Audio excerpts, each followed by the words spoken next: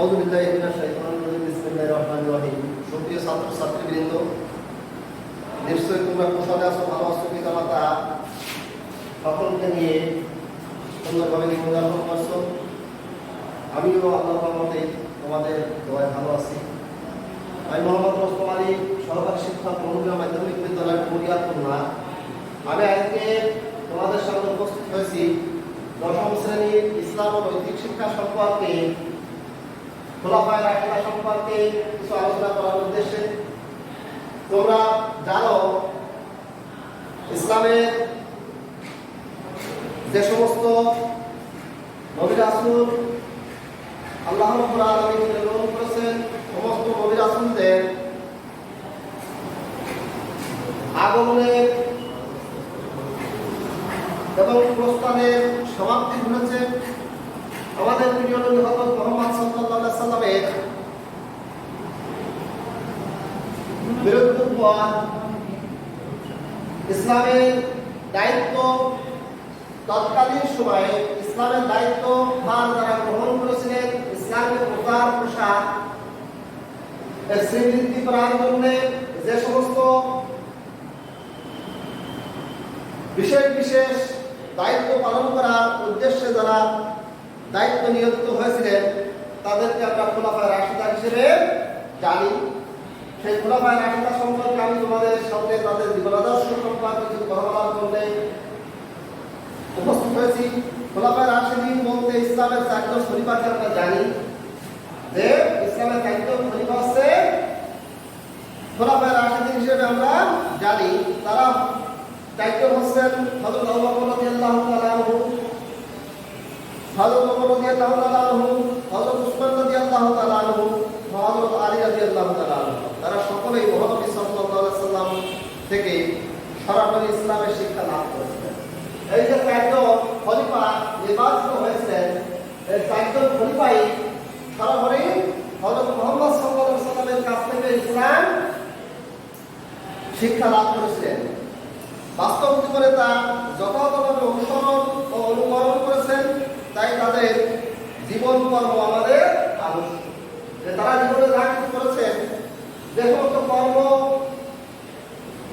পালন করেছেন, ইসলামের জন্য নিজের দৃষ্টি স্থাপন করেছেন এবং ইসলামের জন্য যে সমস্ত কর্মকাণ্ড করে তারা দুনিয়া আমাদের বিদায় নিয়েছেন, আমরা তাদের সম্পর্কে কিছু আলোচনা করবো। তোমরা ধৈর্য সহকারে বাড়িতে শ্রবণ করবে, অধ্যয়ন করবে, পাঠ্য বইয়ের সঙ্গে তোমরা এগুলা মেলায় তোমরা বাড়িতে অধ্যয়ন করবে।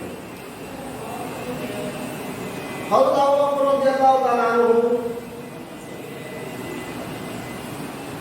ইসলামের প্রথম খলিফা। হযরত আবু বকর রাদিয়াল্লাহু তাআলা আনহু 573 খ্রিস্টাব্দে মক্কার বিখ্যাত কুরাইশ বংশে জন্মগ্রহণ করেন। তাইম গোত্রে জন্মগ্রহণ করেন। কুরাইশ বংশে হুজাইলি বংশ, হযরত মুহাম্মদ সাল্লাল্লাহু আলাইহি ওয়াসাল্লাম কুরাইশ বংশে জন্মগ্রহণ করেছিলেন। সেই বংশে হযরত আবু বকর রাদিয়াল্লাহু তাআলা আনহু জন্মগ্রহণ করেন। তার নাম আব্দুল্লাহ এবং তার উপাধি সিদ্দিক ও আতিক। ছোটকাল থেকে মহানবী সাল্লাল্লাহু আলাইহি ওয়াসাল্লামের সাথে তার ছিল গভীর বন্ধুত্ব। ছোটকাল থেকে, যেহেতু সমসাময়িক, যে কারণে হযরত মুহাম্মদ সাল্লাল্লাহু আলাইহি ওয়াসাল্লামের সঙ্গে ছিল তার অত্যন্ত ঘনিষ্ঠ সম্পর্ক। বয়স্ক পুরুষদের মধ্যে তিনি প্রথম ইসলাম কবুল করেছিলেন। বয়স্ক যে সমস্ত পুরুষ মানুষ ছিল, তাদের ভিতরে সর্বপ্রথম হযরত আবু বকর রাদিয়াল্লাহু তাআলা আনহু ইসলাম গ্রহণ করেছিলেন। তার অনেক ইতিহাস আছে। সুখে দুঃখে আপদে বিপদে সর্বদা তিনি মহানবী সাল্লাল্লাহু আলাইহি ওয়াসাল্লামের সাথে থাকতেন। সর্বত্র হুজুর আকরাম সাল্লাল্লাহু আলাইহি ওয়াসাল্লামের সঙ্গে তিনি থাকতেন। তাবুক যুদ্ধের সময় তিনি তার সমুদায় সম্পত্তি আল্লাহর রাস্তায় ব্যয় করেন। তাবুকের যুদ্ধ যখন সংঘটিত হয়, তখন তার যে সমস্ত সম্পত্তি ছিল, সমস্ত সম্পদ তাবুক যুদ্ধে হুজুর আকরাম সাল্লাল্লাহু আলাইহি ওয়াসাল্লামের ইসলামকে বাস্তবায়নের লক্ষ্যে অর্থ প্রয়োজন, সেই অর্থ না দেওয়ার জন্য তার যাবতীয় সম্পত্তি তিনি আল্লাহর রাস্তায় ব্যয় করেছিলেন। সত্য ন্যায় প্রতিষ্ঠায় এর সর্বস্ব ব্যয়ের দৃষ্টান্ত ইসলামে বিরল। সত্য ন্যায় প্রতিষ্ঠার জন্য, ইসলামকে প্রতিষ্ঠিত করার জন্য এরকম সর্বোচ্চ ত্যাগ ইসলামে দেখা যায় না। মহানবী সাল্লাল্লাহু আলাইহি সাল্লাম এর প্রতি হযরত আবু বকর রাদিয়াল্লাহু আনহু এর ছিল অগাধ বিশ্বাস ও আস্থা। হযরত মুহাম্মদ সাল্লাল্লাহু আলাইহি সাল্লামকে তিনি অত্যন্ত বিশ্বাস করতেন, ভালোবাসতেন। তার বিপদে আপদে, তার বিভিন্ন ধরনের সহযোগিতা, সর্বোপরি তাকে যত যা কিছু করা যায় তিনি তার নিজের জীবনের থেকেও তিনি বেশি ভালোবাসতেন। তিনি রাসূল পাক সাল্লাল্লাহু আলাইহি সাল্লামের মুখে মেরাজের ঘটনা শোনা মাত্র নিঃসন্দেহে তা বিশ্বাস করেন। হুজুর আকরাম সাল্লাল্লাহু আলাইহি সাল্লাম তার যখন মেরাজ সংঘটিত হয়েছিল, আল্লাহর সান্নিধ্যে যখন তিনি গিয়েছিলেন, সেই সান্নিধ্যের থেকে ফিরে আসার পরে যখন তিনি মেরাজের ঘটনা বললেন, সর্বপ্রথমে মেরাজের ঘটনা তিনি বললেন যে আপনার মেরাজ সত্য, আপনি যেটা বলেছেন, যেটা করেছেন এটা সত্য, এর ভিতরে কোনো সন্দেহ নাই, আমি এটা বিশ্বাস করি। তাই তাকে সিদ্দিক উপাধি দেওয়া হয়েছে। যে শোনা মাত্রই যখন হুজুর আকরাম সাল্লাল্লাহু আলাইহি ওয়াসাল্লাম, যিনি জীবনে কখনো কোনো মিথ্যা কথা বলেননি, তিনি হযরত মুহাম্মদ সাল্লাল্লাহু আলাইহি ওয়াসাল্লাম তার মুখে যখন তিনি শুনলেন যে আমি মেরাজ সংগঠিত করেছি, আল্লাহ সান্নিধ্য অর্জন করেছি, শোনা মাত্রই তিনি সেটা বিশ্বাস স্থাপন করেছিলেন। এই বিশ্বাস করার কারণে হুজুর আকরাম সাল্লাল্লাহু আলাইহি ওয়াসাল্লাম তার উপাধি দিল সিদ্দিক। মহানবী হযরত মুহাম্মদ সাল্লাল্লাহু আলাইহি ওয়াসাল্লামের ইন্তেকালের পর খলিফা নির্বাচন, রাসূল পাক সাল্লাল্লাহু আলাইহি ওয়াসাল্লামের ওফাতের পর দাফন ও রাসূলের উত্তরাধিকারীর বিষয়ে তার থেকে বর্ণিত হাদিস দ্বারা সমাধান। যে তিনি যে হাদিস রচনা করেছিলেন, হযরত মুহাম্মদ সাল্লাল্লাহু আলাইহি ওয়াসাল্লাম হাদিসের মাধ্যমে তার দেওয়া যে ইঙ্গিত, সেই ইঙ্গিতের পরে নির্ভর করে খলিফা নির্বাচন করা হয় এবং তার সমাধান হয়। ফলে মুসলমানদের অবসম্ভাবী বিশৃঙ্খলা থেকে রক্ষা পান।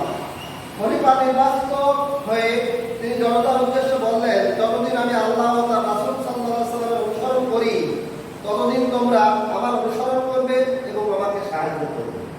যে আমি দায়িত্ব গ্রহণ করার পরে, খলিফা নির্বাচিত হওয়ার পরে যতদিন পর্যন্ত আমি আল্লাহ এবং তার রাসূলের নির্দেশ মোতাবেক জীবনযাপন করি, যে সমস্ত নির্দেশনা আমি তোমাদেরকে দেয় সেটা তোমরা প্রতিপালন করবে এবং আমি যে নির্দেশগুলো দেয় সেটা তোমরা মেনে চলবে এবং আমাকে সর্বদা ইসলামের জন্য সাহায্য সহযোগিতা করবে। আর ভুল পথে চললে তোমরা আমাকে সাথে সাথে সংশোধন করে দেবে। আমি যদি কখনো কোনো ভুল পথে চলি, কোনো ভুল কথা বলি, সেটা তোমরা সাথে সাথে আমাকে সংশোধন করে দেবে। তোমাদের মধ্যে যারা দুর্বল, তাদের হক আদায় না করা পর্যন্ত তারা আমার নিকট শক্তিশালী। এই সমাজে তোমাদের ভিতরে যারা দুর্বল, সেই দুর্বল লোকেরা তাদের হক যতক্ষণ পর্যন্ত আদায় না হবে, ততক্ষণ পর্যন্ত তারা আমার নিকট শক্তিশালী। আর যারা সবল, তাদের নিকট থেকে পাওনাদারের হক আদায় না করা পর্যন্ত তারা আমার নিকট দুর্বল। হযরত আবু বকর সিদ্দিক রাদিয়াল্লাহু তাআলা আনহুর শাসন সর্বকালের শাসকদের জন্য আদর্শ। তিনি যে শাসন পরিচালনা করে গেছেন, সে শাসনটা সর্বকালে যে সমস্ত শাসকরা পৃথিবীতে আসবেন, দেশ শাসন করবেন, রাষ্ট্রপ্রধান হবেন, দেশের বিচার বিশ্লেষণ করবেন, তারা আবু বকর রাদিয়াল্লাহু এদের জন্য একটা দৃষ্টান্ত। মহানবী হযরত মুহাম্মদ সাল্লাল্লাহু আলাইহি ওয়াসাল্লামের ইন্তেকালের পর মুসলিম রাষ্ট্রে কতিপয় সমস্যা সৃষ্টি দেখা যায়। কেউ কেউ মিথ্যা নবুয়তের দাবি করে, কতিপয় লোক যাকাত দিতে অস্বীকার করে, আবার কতিপয় লোক ইসলাম ত্যাগ করে। হযরত আবু বকর রাদিয়াল্লাহু অত্যন্ত দৃঢ়তার সাথে এসব মোকাবেলা করেন। হযরত মুহাম্মদ সাল্লাল্লাহু আলাইহি ওয়াসাল্লামের ওফাতের পর তৎকালীন সময়ে যখন দায়িত্বভার গ্রহণ করলেন হযরত আবু বকর রাদিয়াল্লাহু তাআলা আনহু, তখনকার সময় কিছু মানুষ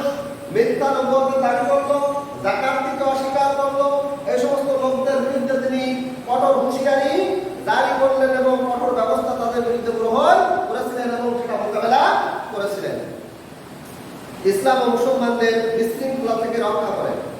আমাদের উচিত হযরত আবু বকর রাদিয়াল্লাহু তাআলা আনহু-এর মতো অত্যন্ত দৃঢ়তা ও বিচক্ষণতার সাথে শাসন কাজ পরিচালনা করে দেশ ও জাতিকে বিশৃঙ্খলার হাত থেকে রক্ষা করা। আর আমাদের সমাজের, আমাদের রাষ্ট্রের, বহির্বিশ্বের যে সমস্ত শাসক বর্গরা আছে তাদের হযরত আবু বকর রাদিয়াল্লাহু তাআলা আনহু-এর শাসনামল, তার দূরদর্শিতা, তার বিচার শক্তি এবং তার যে কর্মদক্ষতা সেটা যদি অবলম্বন করে তাহলে নিশ্চয়ই দেশে শান্তি এবং শৃঙ্খলা ফিরে আসবে, এটা আমরা আশা করতে পারি। আল কোরআন সংরক্ষণ। ইয়ামামার যুদ্ধ সংগঠিত হয়। মুসাইলামাতুল কাযযাব একজন অমুসলিম, একজন ইহুদি, এই মুসাইলামাতুল কাযযাবের বিরুদ্ধে একটা যুদ্ধ সংগঠিত হয় ইয়ামামা নামক স্থানে। এই যুদ্ধে অনেক হাফেজ কোরআন শহীদ হয়। এতে কোরআন বিলুপ্তি হওয়ার আশঙ্কা দেখা দেয়, যে কারণে তিনি পবিত্র কোরআনকে একত্র করে গ্রন্থ আকারে প্রকাশ করেছিলেন। যে মুসাইলামাতুল কাযযাবের বিরুদ্ধে যে যুদ্ধটা সংগঠিত হয়েছিল সেই যুদ্ধে অনেক কোরআনের হাফেজ মারা যাওয়ার কারণে তিনি চিন্তা ভাবনা করে কোরআনকে কিভাবে একত্রিত করা যায়, সংরক্ষণ করা যায় এবং বই আকারে সেটা বাইন্ডিং করে কিভাবে সংরক্ষণ করা যায় সেই ব্যবস্থা তিনি গ্রহণ করেছিলেন। এসব যুগান্তকারী পদক্ষেপ বাস্তবায়ন করার কারণে তাকে ইসলামের ত্রাণকর্তাও বলা হয়। খলিফা নির্বাচিত হওয়ার পর হযরত আবু বকর রাদিয়াল্লাহু ব্যবসা করতেন। তিনি যখন খলিফা নির্বাচিত হলেন, খলিফা নির্বাচিত হওয়ার পরেও তিনি কি করতেন? ব্যবসা করতেন, নিজ হাতের উপার্জন খেতেন। পরবর্তীতে মুসলমানদের দাবির মুখে তিনি রাষ্ট্রীয় কোষাগার থেকে সামান্য মাত্র ভাতা নিতেন। মুসলিম জাহানের খলিফা হয়েও হযরত আবু বকর রাদিয়াল্লাহু রাষ্ট্রীয় সম্পদ ব্যয় করার ক্ষেত্রে যে সতর্কতা অবলম্বন করেছেন তা সকল রাজা বাদশাহ রাষ্ট্রপ্রধানের জন্য অনুসরণীয় আদর্শ। আমাদের এটা স্মরণ রাখতে হবে। তারপরে হযরত ওমর রাদিয়াল্লাহু তাআলা একের পর এক ধারাবাহিকতা রক্ষা করে খলিফা নির্বাচিত হয়েছেন। আবু বকর রাদিয়াল্লাহু তাআলা আনহু ইন্তেকাল করলেন, ওমর রাদিয়াল্লাহু তাআলা আনহু খলিফার দায়িত্ব গ্রহণ করলেন। মুসলিম জাহানের দ্বিতীয় খলিফা হযরত ওমর ফারুক রাদিয়াল্লাহু তাআলা আনহু 583 খ্রিস্টাব্দে আরবের মক্কা নগরীতে কুরাইশ বংশের আধিপত্য জন্মগ্রহণ করেন। যে ওমর রাদিয়াল্লাহু তাআলা আনহু কুরাইশ বংশে জন্মগ্রহণ করেন। আরেকটা গোত্র হযরত আবু বকর বংশ ছিল কুরাইশ, কিন্তু ছিল তাইম গোত্র। ওমর রাদিয়াল্লাহু বংশ কুরাইশ, কিন্তু তার গোত্র হচ্ছে কি গোত্র? আদি গোত্র। তার পিতার নাম খাত্তাব, মাতার নাম খানতামা। তিনি ছিলেন শিক্ষিত, মার্জিত, সৎ চরিত্রের অধিকারী।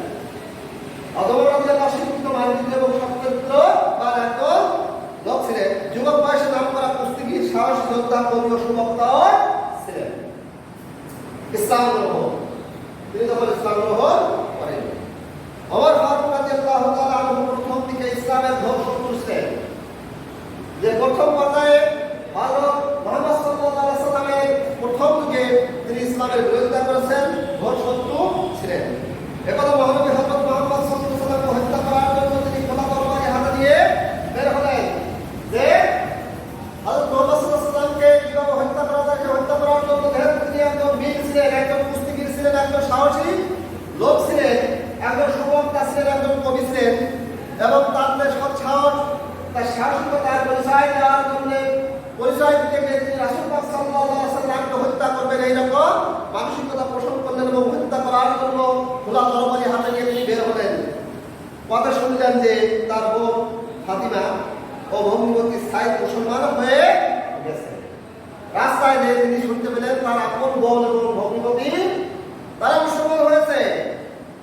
তিনি তাদের হত্যা করার জন্য তাদের বাড়ি যে তার বোন এবং ভগ্নিপতিকে হত্যা করার উদ্দেশ্যে তাদের বাড়িতে যান, তাদের উপর অনেক অত্যাচার চালান, তাদের ইসলাম ত্যাগ করতে বলেন, তাদেরকে মারধর করে রক্তপাত ঘটান এবং তাদেরকে ইসলাম থেকে সরে আসার জন্য নির্দেশ প্রদান করেন। কিন্তু তারা প্রাণের বিনিময়েও ইসলাম ত্যাগ করতে চাইলেন না। তাদের অনড় অবস্থা থেকে তার ভাবান্তর ঘটল। তিনি ভাবতে লাগলেন যে কি বিষয়, এত যন্ত্রণা সহ্য করার পরও তারা ইসলাম কেন ত্যাগ করবে না, তার মনের ভিতরে একটা দাগ কাটলো। তিনি ভাবতে শুরু করলেন। তিনি মুসলমান হওয়ার জন্য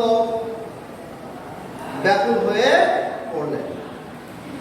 তিনি মহানবী হযরত মুহাম্মদ সাল্লাল্লাহু আলাইহি ওয়াসাল্লামের দরবারে গিয়ে নিজের তরবারিটি মহানবী সাল্লাল্লাহু আলাইহি ওয়াসাল্লামের পায়ের কাছে রেখে মুসলমান হয়ে গেলেন। হযরত ওমর ফারুক রাদিয়াল্লাহু তাআলা আনহু মহানবীকে জিজ্ঞেস করলেন যে আপনি যে দাওয়াত দিচ্ছেন তা কি সত্য? যে তিনি যখন বরকতমতির বাড়ি থেকে হুজুর আকরাম সাল্লাল্লাহু আলাইহি ওয়াসাল্লামের বাড়িতে গিয়ে তরবারিটা তার পায়ের কাছে রেখে তার কাছে প্রশ্ন জিজ্ঞাসা করলেন, আপনি যে ইসলামের প্রসার ঘটানোর জন্য কথাবার্তা বলেন, এগুলো কি সত্য? মহানবী সাল্লাল্লাহু আলাইহি ওয়াসাল্লাম বললেন হ্যাঁ। তখন হযরত ওমর রাদিয়াল্লাহু বললেন, তাহলে আর গোপন নয়, এখন থেকে আমরা প্রকাশ্যে কাবা ঘরের সামনে সালাত আদায় করব। আপনি সত্যবাদী প্রচার করে থাকেন, তাহলে এখন থেকে আর কোনো গোপনে কোনো কাজ নয়, এখন থেকে আমরা সরাসরি প্রকাশ্যে আমরা কাবা ঘরে সামনে গিয়ে আমরা সালাত আদায় করব। মহানবী সাল্লাল্লাহু আলাইহি ওয়াসাল্লাম অত্যন্ত খুশি হয়ে তাকে ফারুক উপাধি দিলেন। তিনি নবুয়তের ৬০ বছরে ৩৩ বছর বয়সে ইসলাম গ্রহণ করেছিলেন। সত্য এবং মিথ্যা, যে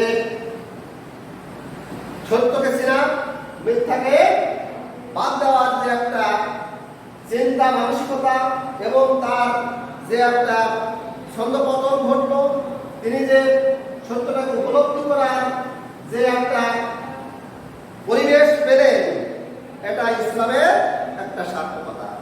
ওমর ফারুক রাদিয়াল্লাহু আনহু ইসলামের জন্য নিবেদিত প্রাণ ছিলেন।